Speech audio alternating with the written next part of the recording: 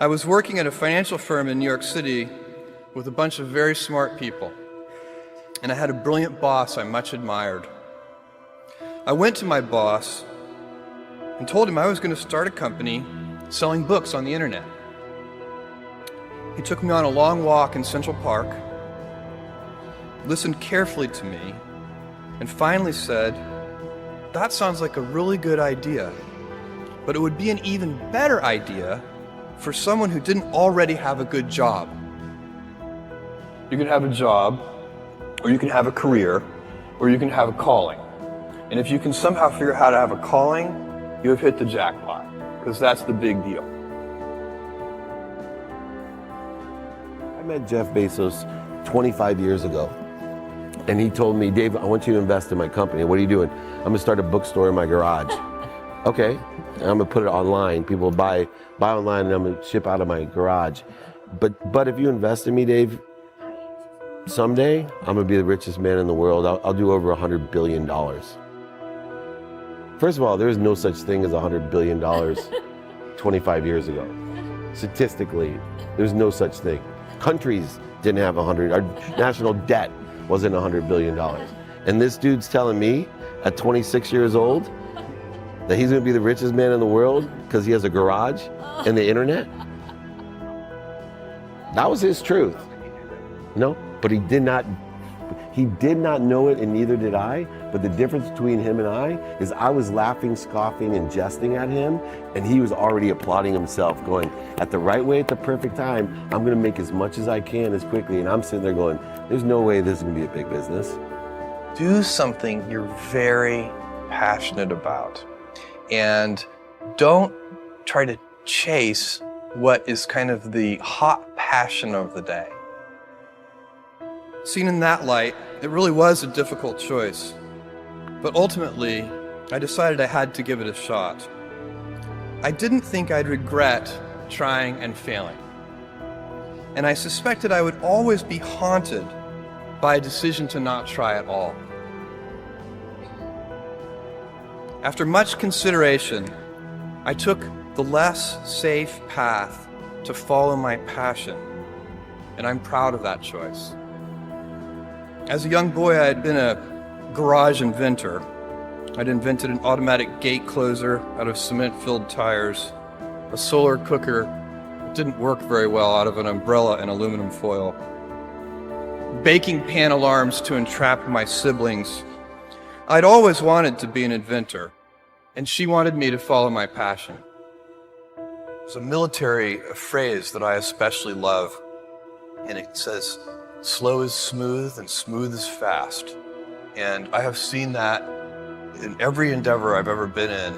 That's the kind of thing that really allows you to make progress. You know, you get certain gifts in life and you want to take advantage of those, but I guess my advice on adversity and success would be to be proud not of your gifts, but of your hard work and your choices.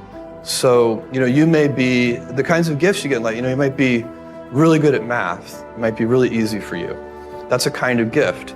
But practicing that math and taking it to the next step, that could be very challenging and hard, and take a lot of sweat.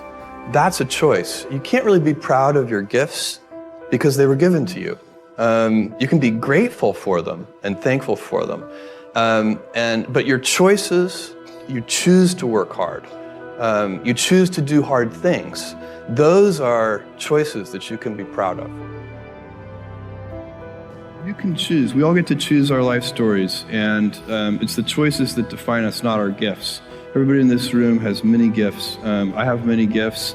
You can never be proud of your gifts because they're gifts. They were given to you. You might be tall, or you might be really good at math, or you might be extremely beautiful or handsome, or there are many gifts, and you can only be proud really of your choices because those are the things that you are acting on. And one of the most important choices that each of us has, and you know this just as well as I do, is you can choose a life of ease and comfort, or you can choose a life of service and adventure.